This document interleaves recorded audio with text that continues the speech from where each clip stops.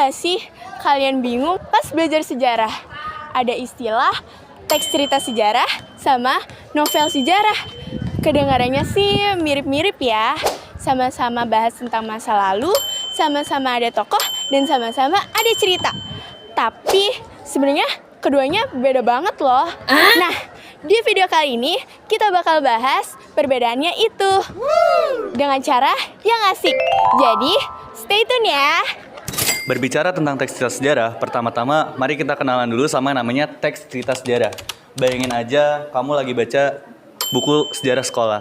Isinya fakta-fakta nyata. Contohnya proklamasi kemerdekaan Indonesia pada tanggal 17 Agustus tahun 1945. Nah, dari hal tersebut kita dapat menemukan informasi kayak tokohnya siapa aja yang terlibat, kemudian lokasi peristiwa terjadi di mana, dan juga urutan kejadian yang kronologis. Artinya, kita tahu sejak dari naskah itu dibuat hingga akhirnya dibacakan.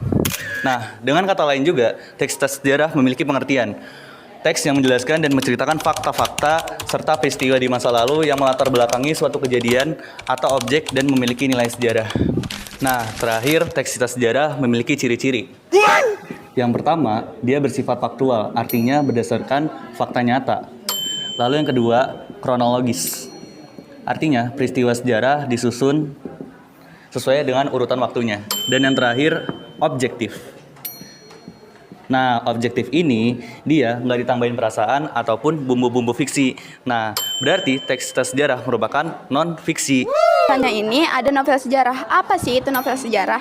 Jadi novel sejarah ini beda sama teks sejarah. Kalau novel sejarah ini masih diambil dari latar belakang yang nyata, tapi cara penyampaian saja yang dibuat lebih hidup.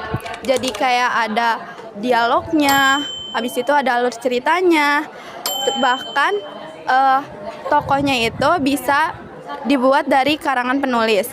Bisa juga ditambahin dari dialog yang sebenarnya nggak pernah kejadian. Apa aja sih ciri-ciri novel sejarah? Yang pertama, ada fiksi. Jadi, tokohnya bisa asli, bisa juga rekaan. Yang kedua, bahasanya lebih efektif. Banyak deskripsi, dialog, dan emosi. Yang ketiga, bisa menghibur dan mendidik kita dalam belajar sejarah tapi sambil menikmati cerita. Nah, kalau dibandingin tuh gampangnya seperti ini. Teks cerita sejarah itu lebih berfokus kepada fakta. Biasanya itu dia seperti catatan sejarah.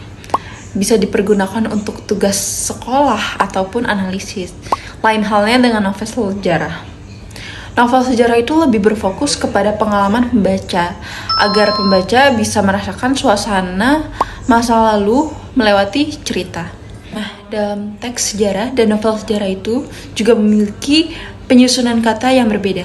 Seperti halnya contoh teks cerita sejarah. Biasanya menggunakan kata-kata seperti pada 10 November 1945 terjadi pertempuran besar di Surabaya. Sedangkan novel sejarah itu biasanya menggunakan kalimat atau penyusunan kata seperti suara tembakan begitu bergema di sudut kota Surabaya.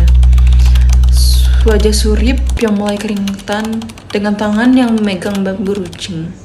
Nah, kedua teks tersebut sama-sama tentang pertempuran Surabaya kan? Tapi rasanya pasti berbeda. Nah, selanjutnya aku bakal ngejelasin nih kelebihan dan kekurangan dari teks cerita sejarah dan novel cerita sejarah.